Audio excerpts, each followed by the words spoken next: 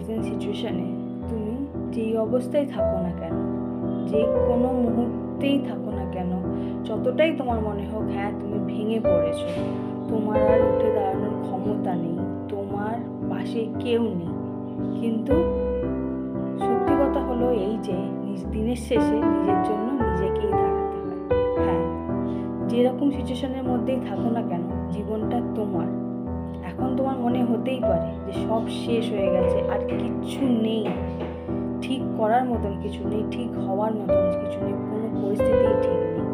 না হোক না, কনসিয়াসলি নিজের হয়ে নিজে দাঁড়াও। তুমিই পারবে তোমার মুডটাকে ঠিক করতে, তুমিই পারবে তোমার প্রেজেন্ট সিচুয়েশনটাকে ঠিক করতে, তুমিই পারবে তোমার জীবনটাকে বদলাতে। তো নিজের হ্যাপিনেস নিজের হাতে রাখো। নিজের প্রত্যেকটা মুহূর্তের যে দায়িত্ব, নিজেকে খুশি করার দায়িত্ব, নিজের জীবন চেঞ্জ করার দায়িত্ব, সেটা নিজের হাতে রাখো।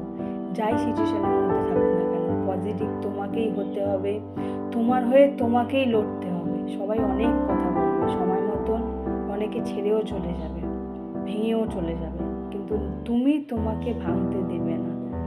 তোমার জীবন তোমাকেই শুধরাতে হবে, তোমাকেই ঠিক করতে হবে, তোমাকেই এগিয়ে নিয়ে যেতে হবে, কারণ এই জীবনটা তোমার, আর এই জীবনের মধ্যে দিয়ে বাঁচতে হবে তোমাকে। তোমার হয়ে অন্য কেউ তোমার স্বপ্ন পূরণ করবে না, তোমার যে ইচ্ছাগুলো কেউ ইম্পর্টেন্স দেবে না, তোমার ইচ্ছাগুলো তোমাকেই ইম্পর্টেন্স দিতে হবে। নিজের জন্য নিজেকে দাঁড়াতেই হবে।